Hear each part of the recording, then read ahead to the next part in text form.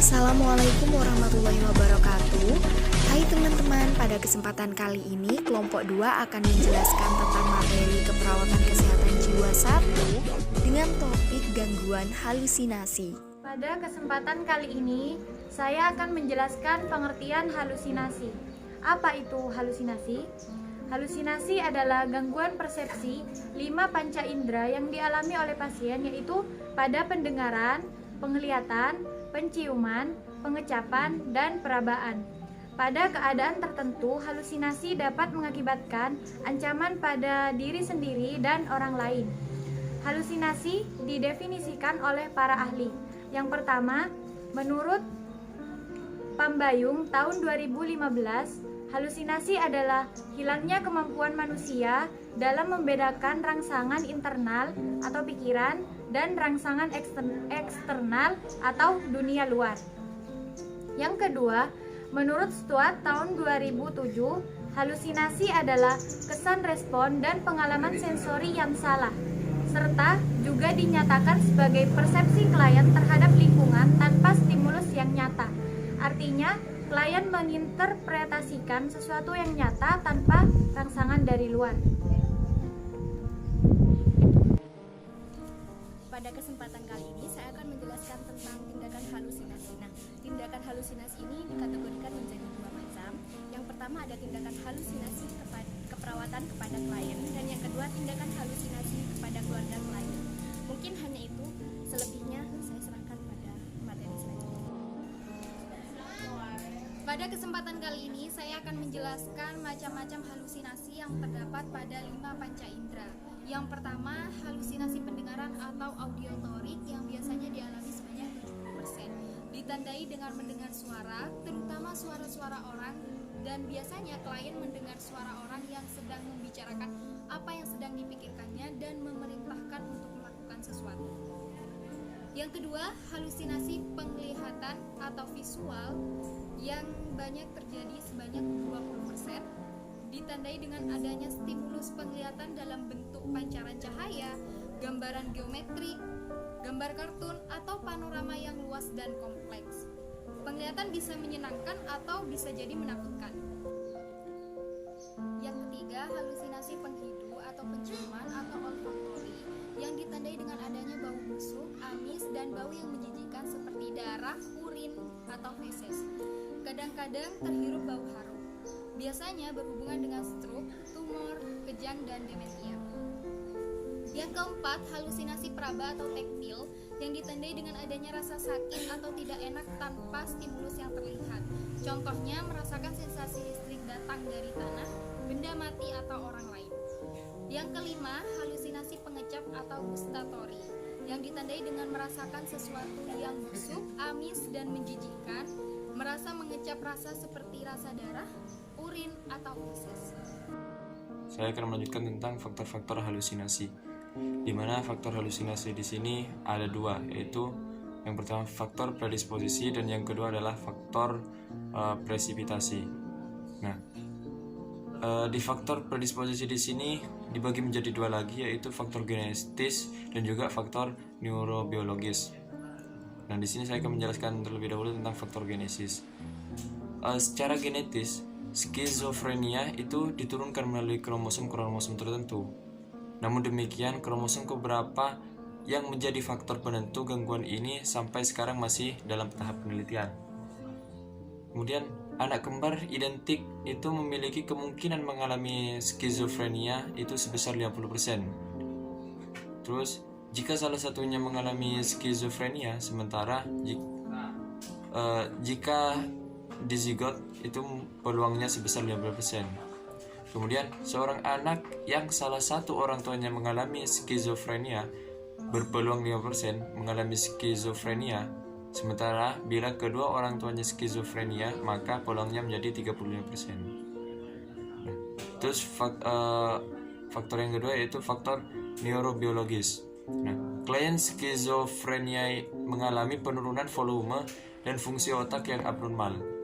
Kemudian neurotransmitter juga ditemukan tidak normal, khususnya dopamin, serotonin, dan glutamat.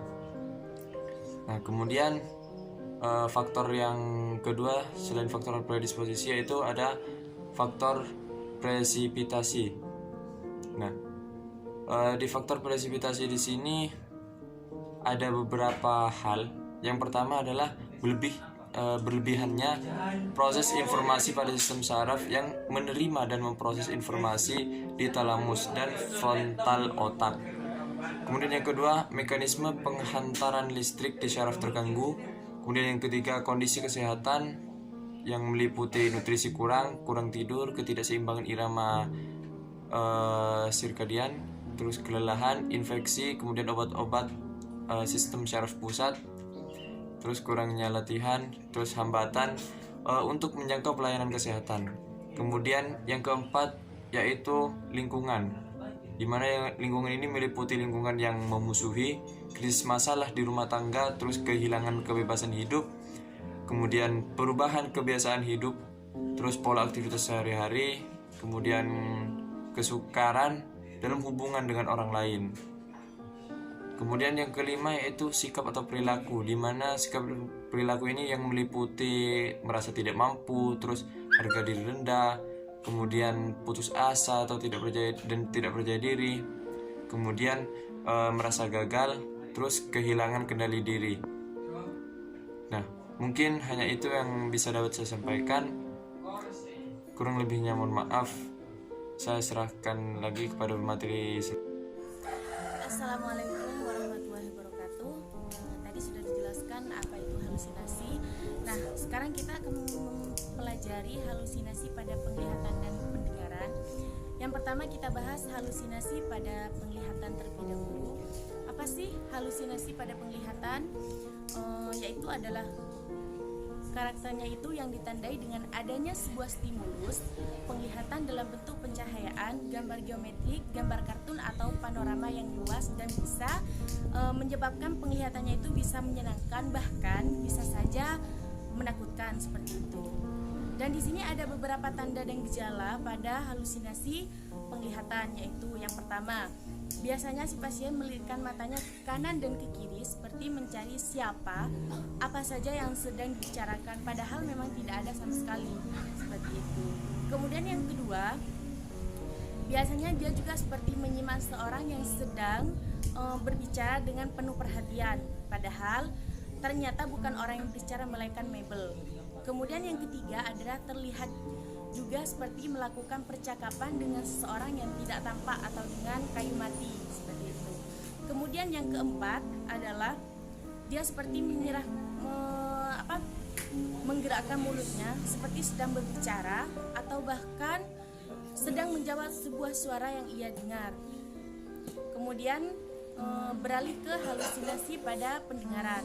Halusinasi pada pendengaran ditandai dengan mendengar suara, terutama pada suara-suara orang seperti membicarakan apa yang dipikirkannya dan memerintahkan untuk melakukannya, padahal semua itu tidak ada, seperti itu.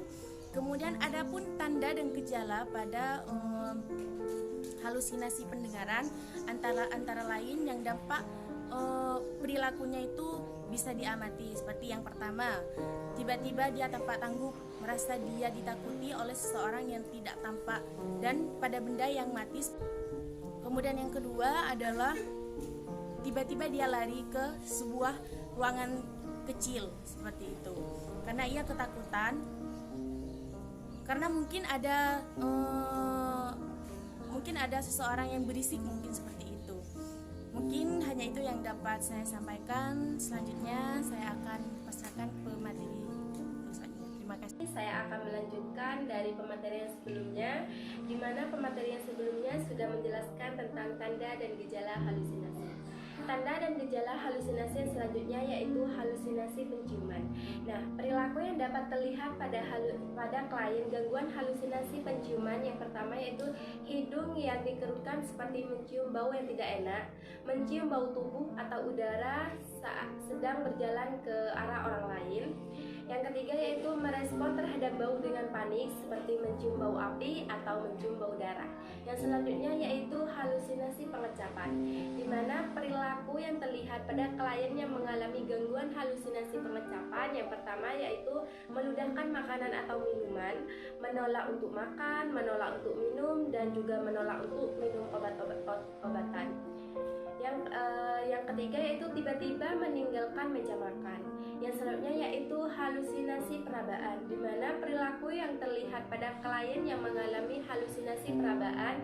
Yang pertama yaitu tampak menggaruk-garuk permukaan kulit, di mana menurut Pusdiklat Nakes 2012, tanda dan gejala halusinasi dinilai dari hasil observasi terhadap klien serta ungkapan klien.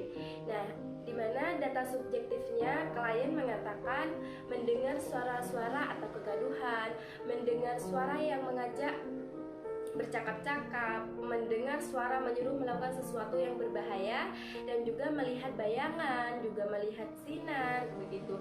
Yang selanjutnya yaitu mencium bau-bauan seperti bau darah dan bau urin, juga kadang bau itu yang tidak menyenangkan gitu. Yang selanjutnya yaitu merasakan rasa seperti darah, juga merasakan seperti urin gitu. Yang selanjutnya yaitu data objektifnya. Yang pertama itu bicara atau tertawa sendiri gitu.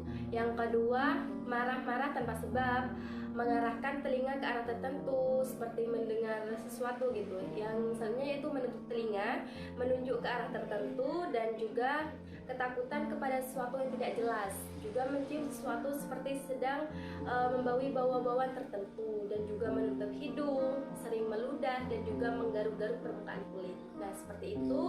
Kurang lebihnya mohon maaf. Terima kasih. Assalamualaikum warahmatullahi wabarakatuh. Mungkin itu saja penjelasan dari kami tentang gangguan halusinasi. Semoga membantu teman-teman ya. Thank you for attention.